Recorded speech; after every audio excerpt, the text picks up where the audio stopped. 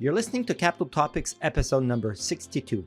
This is a monthly podcast about passive asset management and financial and tax planning ideas for the long-term investor. Your hosts for this podcast are James Parkyn and me, François Doyon, La Rochelle, both portfolio managers with PWL Capital. In this episode, we'll review our team's new eBook authored by James Parkyn entitled The New Retirement. Enjoy!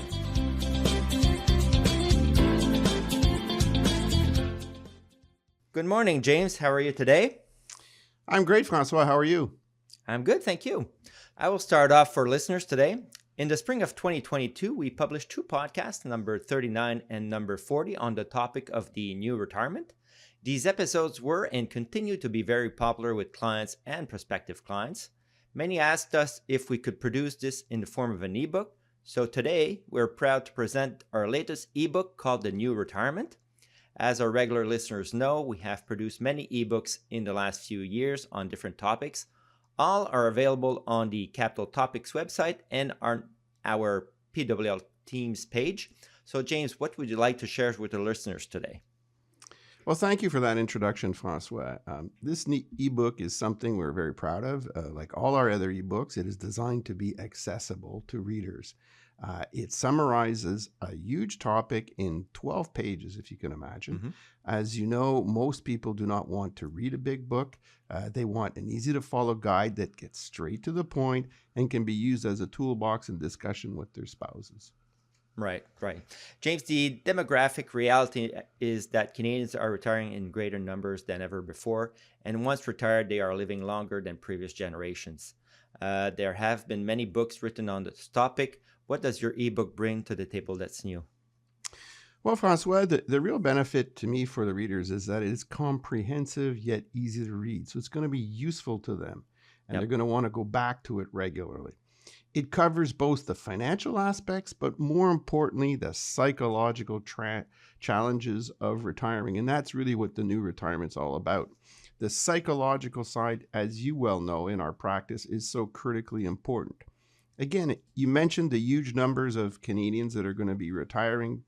It's not just the longevity that sets baby boomers retirees apart. It's really, this new mindset, this aspiration to create active, purposeful, connected lives during their retirement.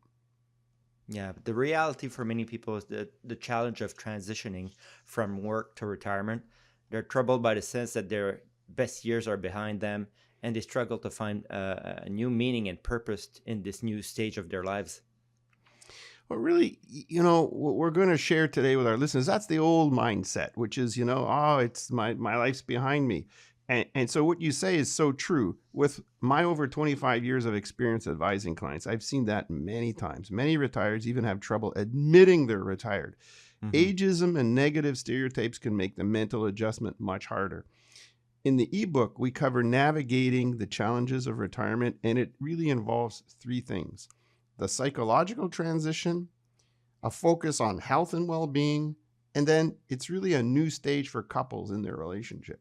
Couples often discuss the big picture like finances, travel, and housing arrangements, but too many couples neglect to talk about how they're going to relate on a day-to-day basis. Well, retirement, first of all, is a major transition for everyone who's going through it. For couples, spending more time together and changing lifestyle patterns can create conflict, even stress in relationships. There's the old joke that we've been around for years. I married my husband for better, for worse, but not for lunch. And the key is to develop a new mindset. And so it's like a whole new relationship, and that has to be worked on. Yeah, I totally agree, James. So how to do it? Throughout our working life, retirement is in fact an abstract destination. We prepare for it by putting money away in RSPs, TFSA, and taxable account. We're focused on maximizing the size of our nest egg with only maybe a vague idea about how we'll spend 2, 3, or even 4 decades in retirement. The result can be a disconnect between what we believe is going to be important in retirement and the actual experience of what will be our retirement. This is why, François, it's so important, for retirees to develop a new mindset about this new phase of their life. The Globe and Mail's personal finance columnist, Rob Carrick, recently asked his retired readers to share their biggest regret in retirement. Carrick's overall conclusion: money doesn't buy retirement happiness. That's a big surprise. Mm-hmm. Not. Of those who gave their greatest regret, just 5% said it was failing to save enough for retirement. Instead, social factors topped the list. The leading regrets included failing to work harder on connections with family, friends, and community, and not thinking more about how to fill their days in retirement. Yeah, that makes total sense to me. So what should people do or plan to avoid these regrets? Well, as any, skilled psychologist will tell you, regrets are one of the hardest things to overcome. And so if you're aware of the pitfalls, I think that's the starting point.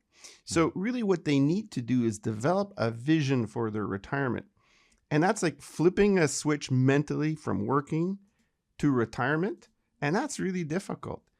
In helping our clients make the transition, we found the best approach is to help them create this vision of how they want their retirement to unfold. So our roles have evolved. Like it was just financial advice way back when. Now it's like, let's talk about the psychological aspects. Right. And that requires some deep thinking about who they are as a person, what they want to accomplish in the years ahead, their spouse, their friends, their children, and advisors can help them through this process. Yeah. And for that purpose, in the ebook, there's a very helpful checklist to help the reader create their vision of a successful retirement. I really find the checklist page very useful to get started. So, James, why don't you share some of the details about it?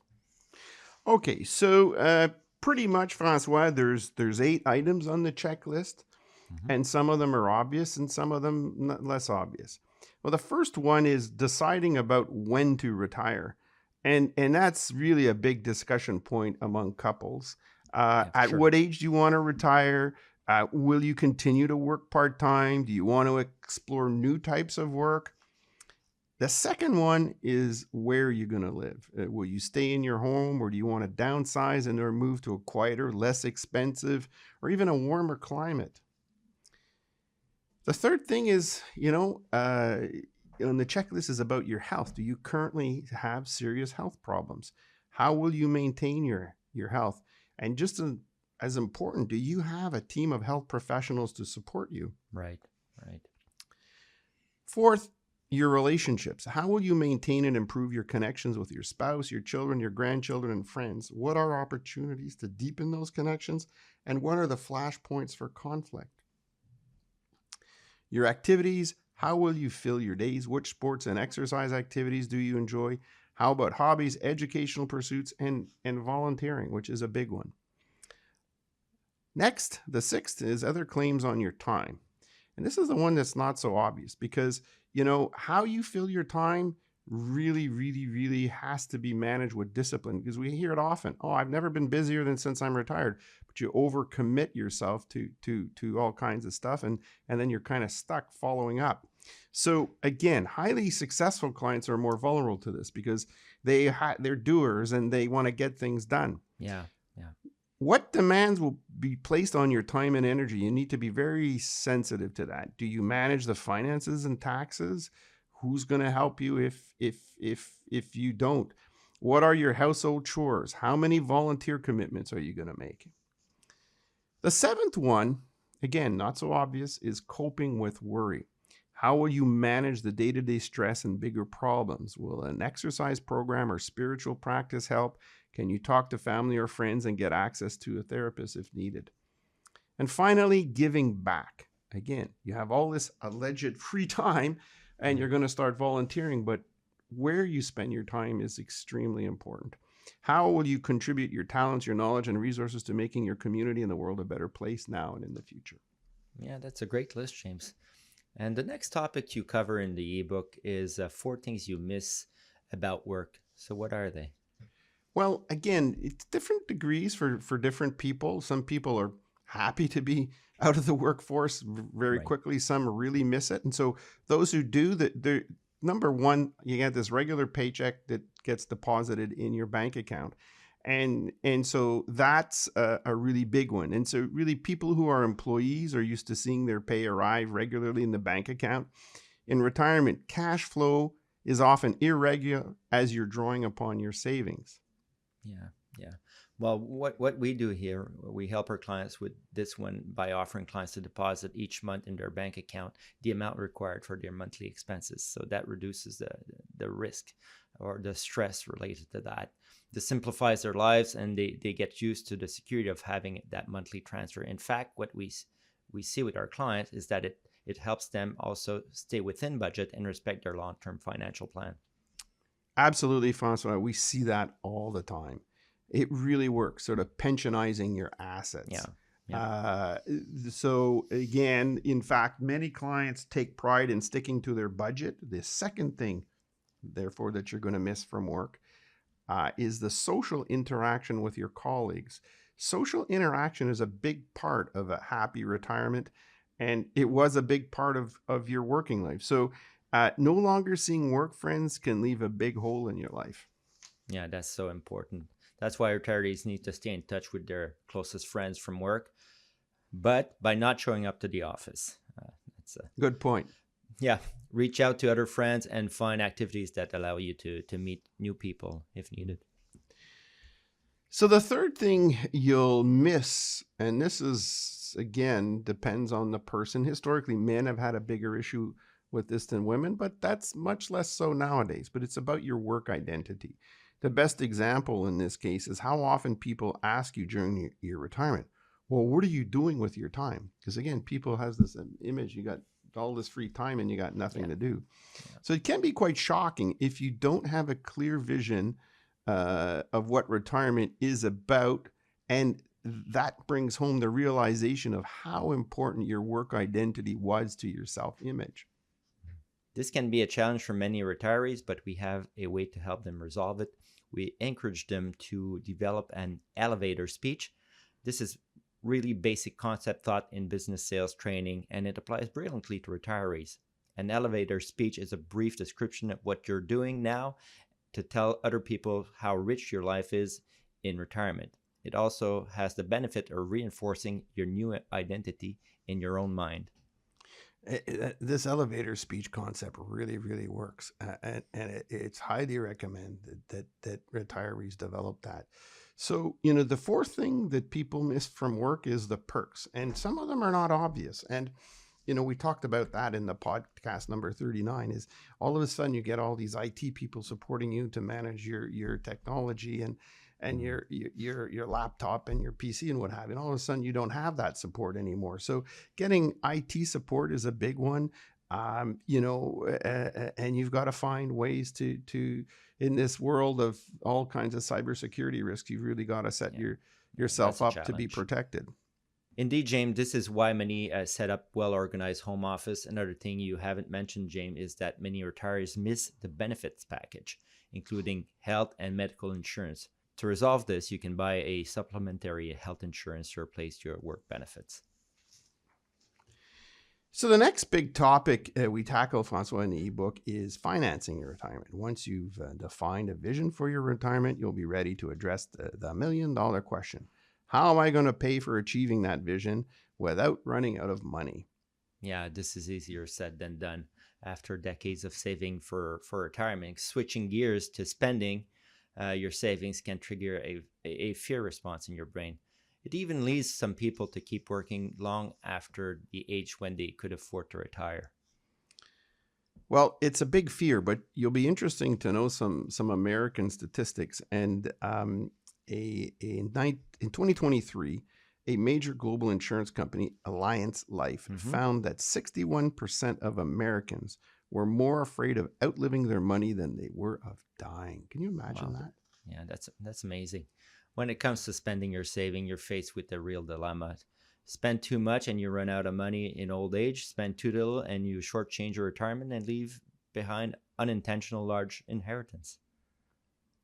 Well said, François. We call this in the jargon decumulation phase of your assets, and it's notoriously complex. In fact, there's a classic quote from Nobel Prize winning economist William Sharpe, and he called it the nastiest, hardest problem in finance. And so to tackle this challenge, you have to consider two closely interconnected questions. First, how much income will you need in retirement? And second, how much can you safely withdraw from your savings each year? Yeah, let's take a closer look at these critical questions for listeners.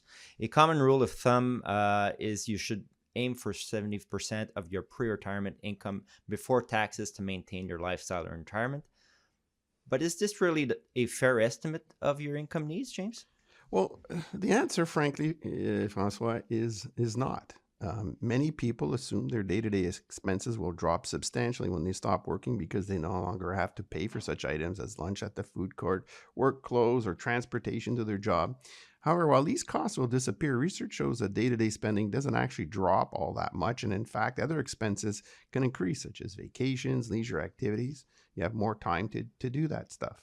Yeah, that's exactly right.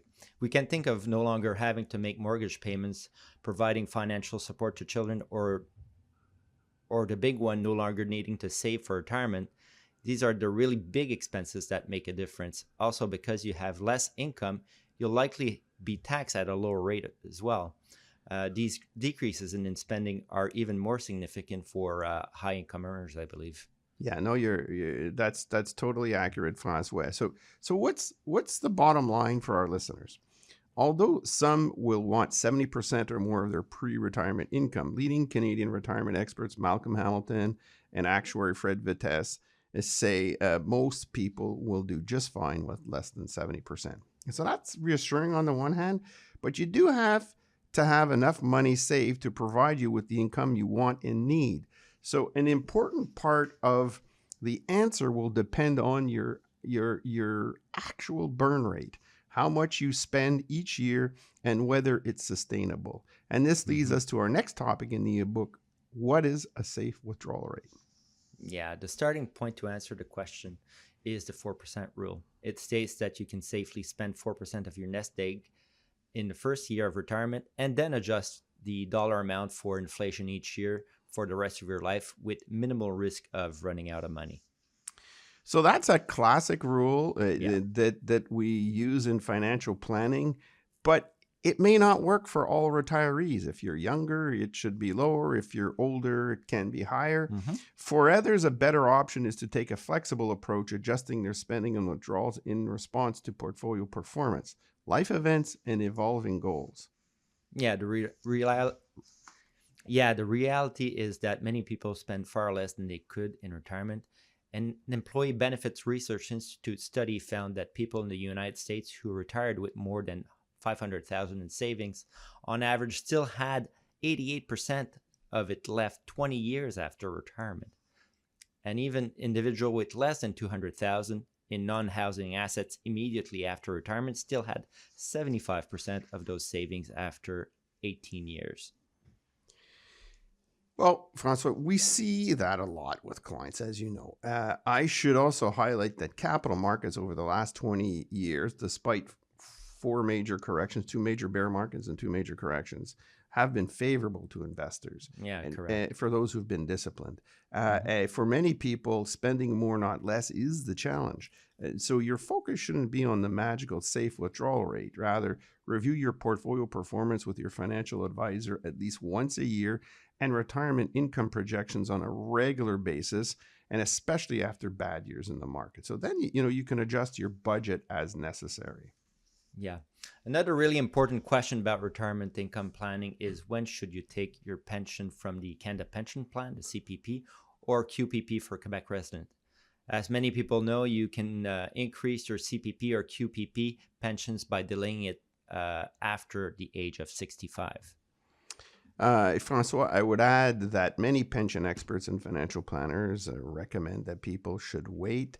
They should wait to take it at a later age, like around age 70. The reasoning behind this is the peace of mind that comes with having a larger stream of guaranteed income. This being guaranteed, it's funded and it's managed by very, very competent, professional managers. So on the other hand, you have old age security, and there are tax rules about clawback. So if you have very large registered assets, you may be at risk. So you may want to do early withdrawals of RSPs, defer your your Canada pension plan or your Quebec pension plan. So again, those pensions, the other neat thing is that they're fully indexed to inflation, and that has huge value because even low inflation rates compounded over a retirement that's going to last 20, 30, 40 years, as we mentioned earlier, can make a big difference. So this recommendation is often accompanied with the recommendation of drawing down your RSP savings before age 72. And again, as I said, many wealthy clients with large RSPs are at risk of getting their old age security clawed back. This analysis generally requires the help of a financial advisor to make an informed decision. Yeah. This brings us to another important factor that requires consideration in retirement, and that's the idea that spending tends to decrease as we get older until our final years. Well, hey, François, this really speaks to the tendency for retirees to spend less as they grow older. And this tendency should be part of your retirement planning to ensure you get the maximum benefit from your savings. In the eBook, we highlight that retirement can be broken out into 3 distinct phases. The first phase it's called the go-go years, is typically the first 10 to 15 years in which you're going to spend more. The slower go years, where you typically are anywhere from your mid-70s to your mid-80s, but it can vary from retiree to retiree. So, in fact, we could highlight that we have some clients that their slow go years only start after 85. And then after that, there's the no-go years. And that's really when your health, your mobility is compromised. And so generally that happens sometime around the mid-80s. Yeah. Just to review if we start with the go-go years, for many people, this is a prime time for travel, for hobbies, fitness activities, and socializing. You might want to splurge on a new car or some project you've always wanted to take on. These will likely be among the most expensive years of retirement normally. So the next phase is the slow go years. And so this is, when you want to start to perhaps reduce your travel or go to the places that you like to go, your favorite places that you've already been to, and you feel safer. You really want to enjoy your leisure activities, but you're typically scaling back. It also may be time to downsize from the family home or sell one of your cars. For one of these reasons, you'll be generally spending less money than in the go-go years, and especially if you're healthy. Yeah. And then finally, we have the no-go years, when travel and other leisure activities will become more challenging. You may need to spend more, however, on healthcare during these years. So the next topic the ebook tackles is putting together your retirement financial plan. Ideally, you'll start the process years before you actually stop working, but it's never too late to get started. Okay, so James, what does the ebook say about what you need to consider when putting your retirement financial plan together? Well, François, in the ebook, we highlight 6 components to a sound retirement plan. First of all, you got to start off with your retirement goals, and having gone through the checklist a little bit earlier, you have a good grasp of your vision and of the goals.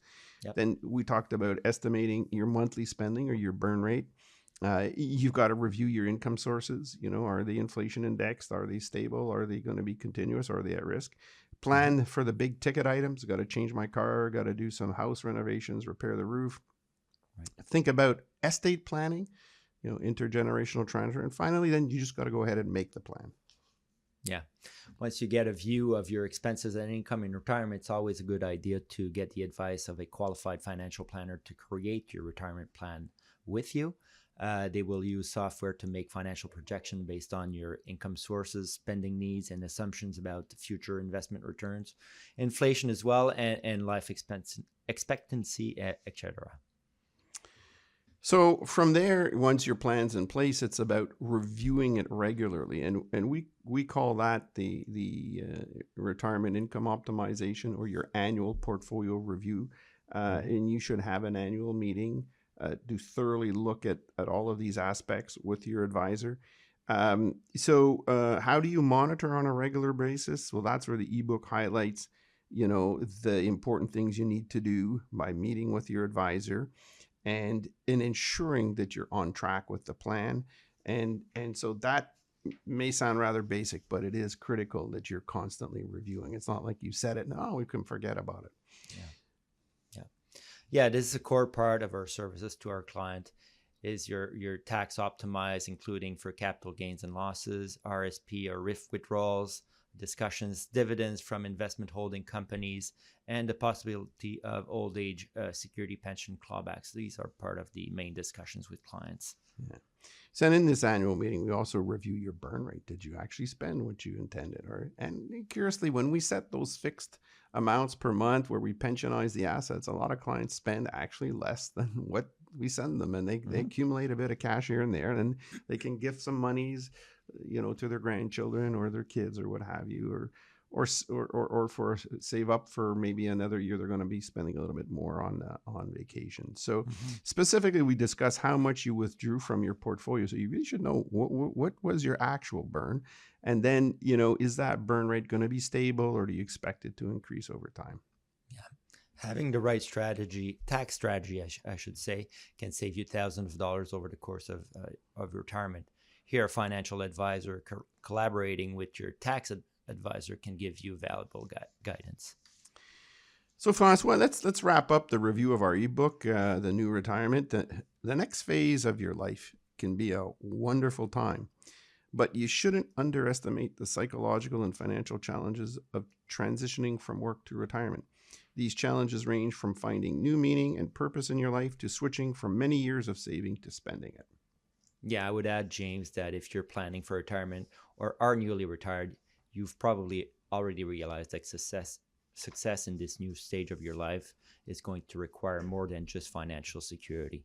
It will also require that you make wise decisions to find meaning, foster deep relationship, and give yourself the best chances of remaining healthy and active throughout your retirement. So thank you, James, for sharing your thoughts and expertise today. My pleasure, François. I hope our listeners really enjoy this new ebook. Totally.